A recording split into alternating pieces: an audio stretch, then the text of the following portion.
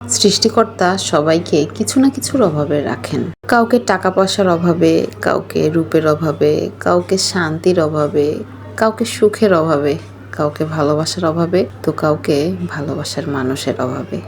মানুষ যদি সব কিছু পেয়ে যায় তাহলে তো সৃষ্টিকর্তাকেই ভুলে যাবে। আসসালামু আলাইকুম, কেমন আছেন সবাই? আমার নতুন একটা ভিডিওতে আপনাদের সবাইকেই স্বাগতম। এখানে সবজি রান্না করে নিচ্ছিলাম। তো এই তো পেঁয়াজ ভেজে সবজিগুলো দিয়ে সব ধরনের মশলা দিয়ে নাড়াচাড়া করে ঢেকে দিয়েছিলাম। বেশ কিছুক্ষণ এটা সেদ্ধ করে নিয়েছিলাম, তারপর ঝোলের পানি দিয়েছিলাম। সবজির মধ্যে বেস্ট লাগে আমার কাছে মিষ্টি কুমড়ার এই সবজিটা। এই তো পানি দিয়ে ঢেকে দিলাম, আর এখন এটা পাশের চুলায় বসিয়ে দিলাম বাকিটুকু হওয়ার জন্য। এখন এখানে পাতাকপি ভাজি করে নেব। শীত শেষ হয়ে গরম পড়ে গিয়েছে, মোটামুটি ভালোই গরম পড়েছে।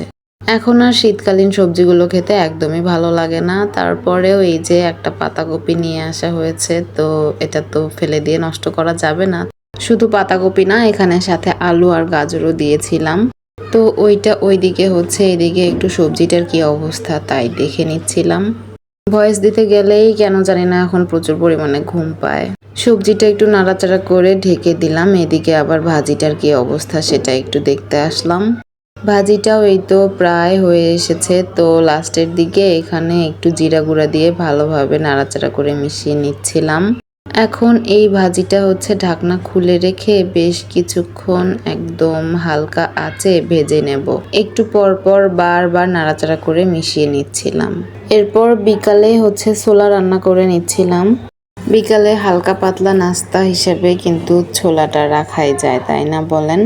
তো এই তো এখানে পেঁয়াজ ভেজে নিয়ে সেদ্ধ করা ছোলা আর আলু দিয়েছিলাম। ছোলা রান্নায় এরকম 2-3টা আলু সেদ্ধ করে দিলে মাখো মাখো একটা ভাব আসে, দেখতেও ভালো লাগে আর খেতেও ভালো লাগে। এই যে আদা রসুন বাটা দেওয়ার কথা ভুলে গিয়েছিলাম, তো বরফ অবস্থাতেই দিয়ে দিলাম পরে। আমি অলওয়েজ এই কাজটা করি। দেখা যায় যে আদা রসুন বাটা মানে বাটা মশলা যেগুলো ডিপে থাকে ওগুলো আগে থেকে বের করে রাখার কথা মনেই থাকে না আমার।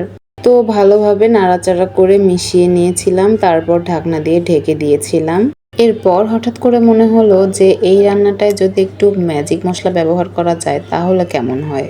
তো যেই ভাবা সেই কাজ, এখানে কিছুটা পরিমাণ ম্যাজিক মশলা দিয়ে দিলাম। এই তো এখন খুব ভালোভাবে এটা নাড়াচাড়া করে মিশিয়ে নিচ্ছিলাম, আর এটা খেতে কিন্তু ভালোই হয়েছিল।